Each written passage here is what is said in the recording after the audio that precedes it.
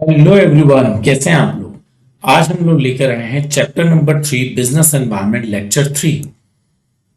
Lecture 2 में हम लोगों ने फीचर सीख लिए थे और आज के लेक्चर में हम लोग इंपॉर्टेंस सीखेंगे। मतलब बिजनेस एनवायरनमेंट की ऐसी कौन सी इंपॉर्टेंस है जो कहीं ना कहीं हर बिजनेस इस एनवायरनमेंट के लिए बहुत ज्यादा अवेयर है, इस एनवायरनमेंट को बहुत ज्यादा सीरियसली लेता है। तो इन सब चीजों के आंसर के लिए आज हम लोग इस लेक्चर को पूरा करेंगे।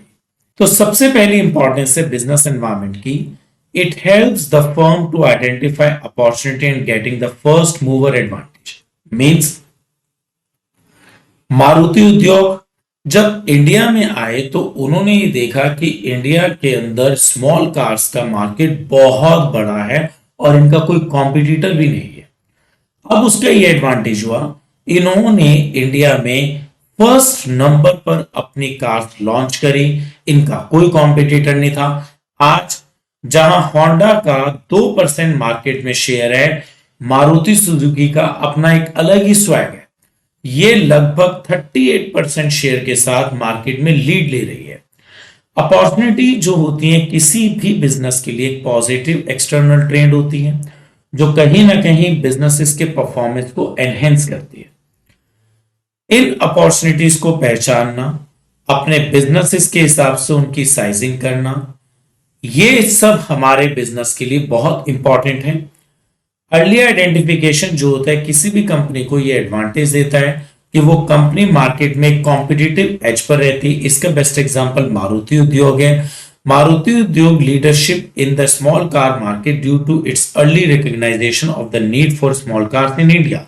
मारुति ने क्या किया, इंडिया में स्मॉल कार्स की नीड को तब पहचाना जब कोई और ब्रांड इस बात को सोच भी नहीं रहा। अगर हम अपॉर्चुनिटी को बहुत अच्छे ढंग से समझते हैं तो कहीं ना कहीं हमारे लिए एक ये एडवांटेज रहता है कि बिजनेस तो एनहेंस होता ही है, हम कॉम्पिटिटिव मार्केट में भी एज पर होते हैं, मतलब कंपटीशन को भी लीड करते हैं। Now understanding opportunity. अपॉर्चुनिटी का मीनिंग क्या होता है? एक्चुअली अपॉर्चुनिटी का मतलब होता है मार्केट के वो सब फेवरेबल चेंजेस जो कहीं ना कहीं हमारे बिजनेस को सपोर्ट करते हैं। इन चेंजेस में कस्टमर के प्रेफरेंसेस भी हो सकते हैं, टेक्नोलॉजिकल एडवांसमेंट भी हो सकता है, कंट्री की इकोनॉमिक ग्रोथ भी हो सकती है। Importance of early identification, being the first to recognise and act on opportunity provide a competitive edge. अगर कोई भी इंडस्ट्री अपने आप को मार्केट के एनवायरनमेंट को स्टडी करके, स्कैन करके इस बात को देखती है कि कौन सा प्रोडक्ट हमें मार्केट में लॉन्च करना चाहिए जो अब तक हमने नहीं करा या किसी और ब्रांड ने भी नहीं किया, तो कहीं ना कहीं वो एक कॉम्पिटिटिव एज पर रहती है। It allows a business to establish itself as a leader in the particular market. और जब वो प्रोडक्ट अपने सभी कॉम्पिटिटर से पहले मार्केट में लॉन्च करते हैं तो उन्हें इस चीज का एक कॉम्पिटिटिव एडवांटेज मिलता है। Second, it helps the firm to identify threats and early warning signals. देखो, अगर हमारे बिजनेस में बिजनेस एनवायरनमेंट की स्टडी करके हमें अपॉर्चुनिटीज का पता लग सकता है, दैट मीन्स हमारे एनवायरनमेंट में कौन से ऐसे पॉजिटिव चेंजेस हैं जिससे कि हम लोग अपने बिजनेस को एनहेंस कर सकते हैं। तो इसी तरीके से हमें बिजनेस एनवायरनमेंट की स्टडी करके मार्केट के थ्रेट्स मतलब नेगेटिव चेंजेस के बारे में भी पता लग सकता है। थ्रेट्स आर एक्सटर्नल ट्रेंड्स और changes that can negatively impact on business performance. जो थ्रेट्स होते हैं ये कहीं ना कहीं हमारे बिजनेस के परफॉर्मेंस को नेगेटिवली इंपैक्ट करते हैं।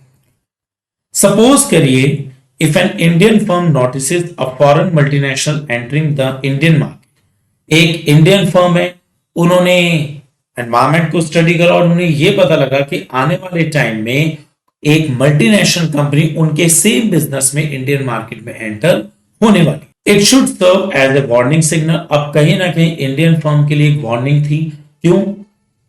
कंपटीशन राइज होगा, प्रॉफिट्स कम होंगे और मार्केट शेयर भी शेयर करना पड़ेगा। In response Indian firm can prepare by improving product quality. अब इस चीज के लिए इंडियन फर्म्स को अपनी क्वालिटी को इंप्रूव करना चाहिए, रिड्यूसिंग प्रोडक्शन कॉस्ट और किसी भी तरीके से कॉस्ट को कम करना होगा, engaging in aggressive advertising and many more. और इसके अलावा उन्हें एडवर्टाइजमेंट भी बहुत एग्रेसिवली करना हो। रिकॉग्नाइजिंग दीज थ्रेट्स, अगर हम इन थ्रेट्स को मतलब नेगेटिव इंपैक्ट्स को रिकॉग्नाइज करते हैं and understanding early warning signals. और अगर हम इन सब अर्ली वार्निंग सिग्नल्स को पहले से समझ जाते हैं कि फ्यूचर में अगर कॉम्पिटिटर्स मार्केट में आ रहे हैं तो क्या होगा, तो कहीं ना कहीं बिजनेस मैनेजर जो हैं अपने रिस्क को बहुत हद तक रिड्यूस कर जाते हैं और वो प्रोटेक्टिव मेजर्स को भी लेते हैं। थ्रेट्स आर एक्सटर्नल फैक्टर्स और conditions that can hinder a firms performance. जो थ्रेट्स होते हैं, अभी मैंने आपको पिछले एग्जांपल में बताया कि इंडियन फर्म के कंपटीशन में मल्टीनेशनल कंपनी मार्केट में आ रही है तो ये उसके लिए एक थ्रेट है और कहीं ना कहीं ये फर्म के परफॉर्मेंस को हिंडर भी करेंगे। They can arise from changes in the market, competition, economic conditions, कुछ भी, मतलब ये जो थ्रेट्स होते हैं ये कॉम्पिटिटर्स की वजह से भी हो सकते हैं, मार्केट के चेंजेस कंडीशंस की वजह से हो सकते हैं और लीगल रेगुलेशन की वजह से भी हो सकते हैं। Being aware of external environment and its dynamics help business manager to identify potential threat early. Early recognition allow for timely and effective response.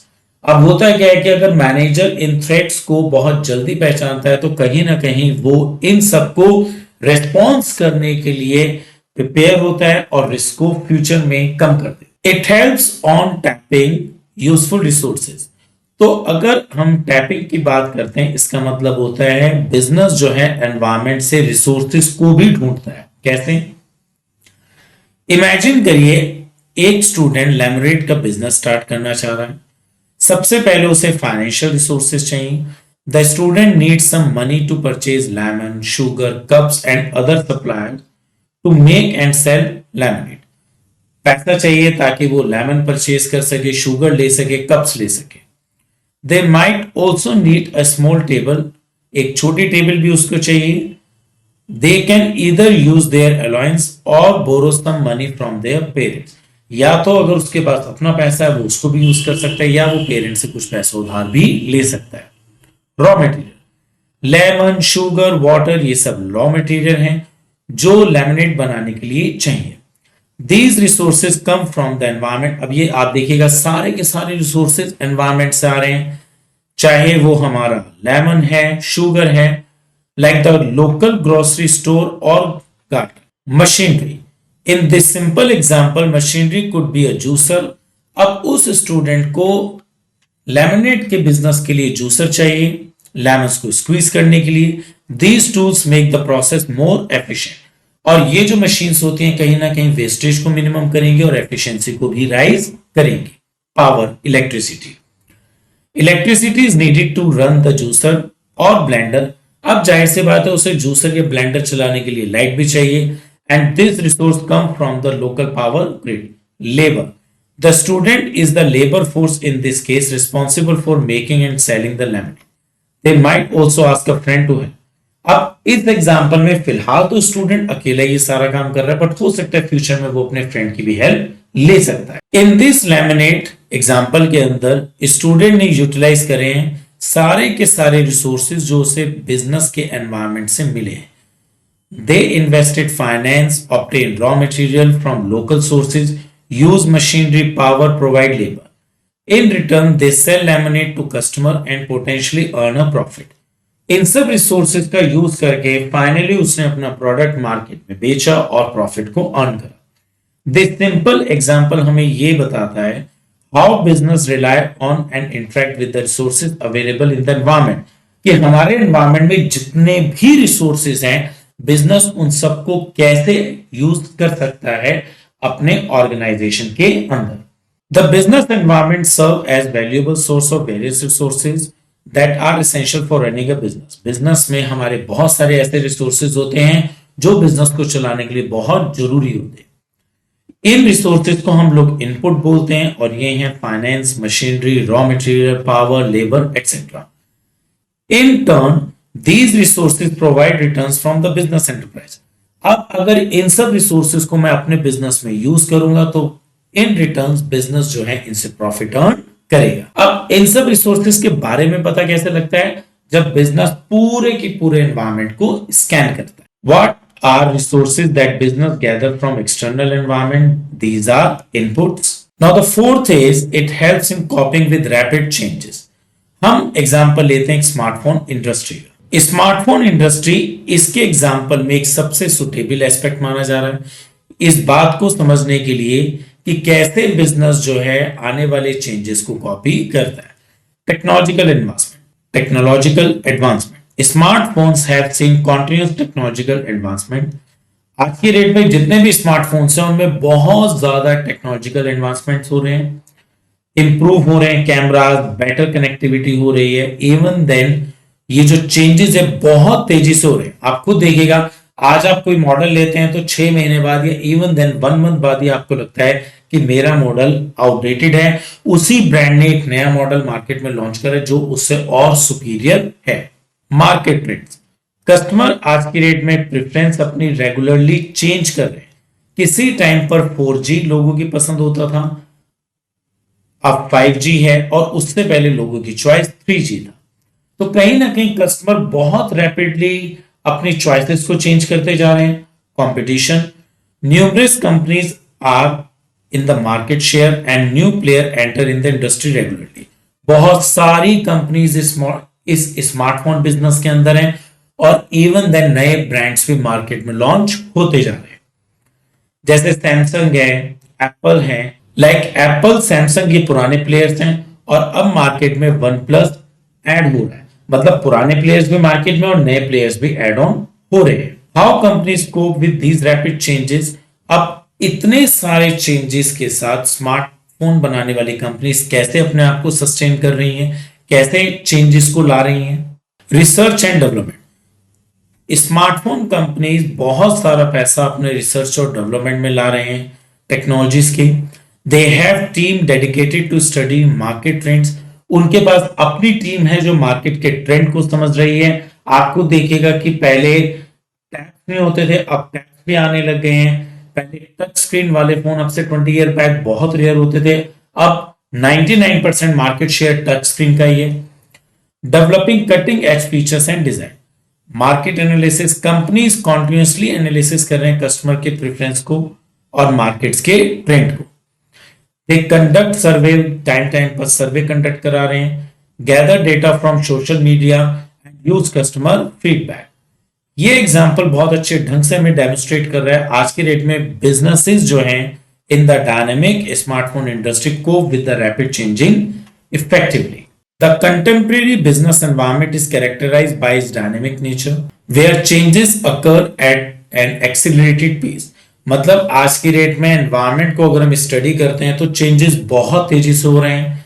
It is not just the occurrence of changes, और सिर्फ changes हो ही नहीं रहे हैं at the speed, और जिस speed से ये चेंज हो रहे हैं, मतलब स्पीड बहुत तेज है किसी भी चीज के चेंज होने की। मोबाइल इंडस्ट्री के अंदर टेक्नोलॉजी बहुत तेजी से चेंज हो रही है। To effectively navigate and cope with these significant changes, manager must thoroughly understand and analyze the environment. अब environment के इन सब changes को समझने के लिए managers को बहुत thoroughly study करनी पड़ेगी इस environment की, और develop करने पड़ेंगे appropriate course of action ताकि इन सब changes को manager cope up कर सके। What characteristic the modern business environment with regard to change? आज की डेट में मॉडर्न बिजनेस एनवायरनमेंट में ऐसी कौन सी कैरेक्टरिस्टिक है जो रिगार्ड टू चेंज है? Answer is rapid and continuous changes. It helps in assigning in planning and policy formation. The fifth one, हम ये लेकर चलते हैं आज की डेट में मार्केट में नए नए प्लेयर्स आ रहे हैं। When new competitors enter the market, it intensifies competition. It response a business में need to revisit its strategies, potential focus on product differentiation, cost reduction। जैसे नए नए प्लेयर्स मार्केट में आते हैं, पुराने बिजनेस हाउसेस जो है अपने बिजनेस की पॉलिसी को दोबारा से रिवाइज करते हैं, उनकी स्ट्रेटजीज को दोबारा से रीसाइजिंग करते हैं, कहीं ना कहीं कंपटीशन की वजह से कॉस्ट को कम करने की कोशिश करते हैं और अपने प्रोडक्ट को दूसरे मार्केट में आने वाले कॉम्पिटिटर्स के प्रोडक्ट से अलग करते हैं। और आपको क्या लगता है ये सब जो चेंजेस होते हैं, ये सब जो चीजें होती हैं, एक तरीके से assigning in planning and policy formation. Business environment आज की डेट में अपॉर्चुनिटी और थ्रेट दोनों का प्लेटफॉर्म है।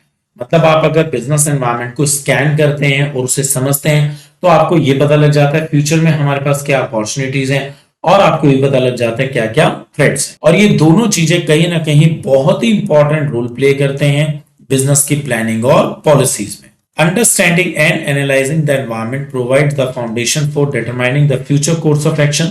अगर आप environment को बहुत अच्छे ढंग से समझ रहे हैं तो आप future course of action को डिजाइन कर रहे हैं, which we call planning and establishing guideline for decision making, और गाइडलाइंस जनरेट कर रहे हैं डिसीजंस को लेने के लिए, एंड दीज आर पॉलिसीज। तो कहीं ना कहीं बिजनेस एनवायरनमेंट हमें प्लानिंग और पॉलिसीज में पूरा हेल्प कर रहा है। Now the next is it helps in improving performance. देखो, बिजनेस एनवायरनमेंट का सबसे बड़ा बेनिफिट ये होता है कि हमारा परफॉर्मेंस बहुत इंप्रूव हो जाता है। अगर हम बिजनेस एनवायरनमेंट की स्टडी कर रहे हैं, हमें अपॉर्चुनिटीज के बारे में पता लग रहा है, थ्रेट के बारे में पता लग रहा है, तो कहीं ना कहीं हम अपने बिजनेस के परफॉर्मेंस को इन चीजों से इंप्रूव करते हैं। Competitive edge, business that adopt to changing condition, ऐसे बिजनेसेस जो समय के साथ साथ बदलते हैं, गेन अ कॉम्पिटिटिव एडवांटेज, उन्हें एक कॉम्पिटिटिव एडवांटेज मिलता है। Long term success in the market, protective monitoring and adapting ensure that business remains viable in long run. अगर आप अपने बिजनेस को रेगुलर मॉनिटर कर रहे हैं, चेंजेस को अडॉप्ट कर रहे हैं, तो कहीं ना कहीं आप लॉन्ग टर्म तक सक्सेसफुल रहेंगे। Innovation and growth, environmental awareness जो है कहीं ना कहीं इनोवेशन को डेवलप करती है और उससे इंप्रूवमेंट और ग्रोथ होती है। Understanding the business environment directly impact the performance of an enterprise. अगर हम बिजनेस एनवायरनमेंट को बहुत अच्छे ढंग से समझते हैं तो हमारे बिजनेस के परफॉर्मेंस एनहेंस होते हैं। Studies constantly show that future success of a business is closely tied to its ability to adapt to the environmental changes। मतलब अगर हम चाहते हैं कि हमारा बिजनेस फ्यूचर में कामयाब हो तो एनवायरनमेंट में आने वाले चेंजेस को अडॉप्ट करना होगा और उससे हमें परफॉर्मेंस को इंप्रूव करना होगा। Enterprises that regularly monitor environment implement appropriate business practices, ऐसे ऑर्गेनाइजेशन जो रेगुलर अपने बिजनेस को मॉनिटर कर रहे हैं, एनवायरनमेंट की स्टडी कर रहे हैं, वो कहीं ना कहीं प्रैक्टिसेस को भी डेवलप करते हैं। Their current performance but also sustain success in the market over extended period. अब जब वो अपने करंट परफॉर्मेंस को इंप्रूव करते हैं तो लॉन्ग लास्टिंग तक वो बिजनेस में सस्टेन रहते हैं, मार्केट में कॉम्पिटिटिव एज पर सस्टेन करते हैं। एज आई ऑलवेज सेज, पढ़ाई कभी मुश्किल नहीं होती। आप वीडियोस को रेगुलर वॉच करें, आप इससे नोट्स बनाएं, स्क्रीनशॉट लें, आप पढ़ाई को बहुत आसान बना देंगे। मैं समझ सकता हूं आपकी प्रॉब्लम्स, लेकिन आपको रेगुलर स्टडी के लिए अपना एक टाइम फिक्स करना होगा और आप उस टाइम टेबल के अकॉर्डिंग पढ़ेंगे। Thank you.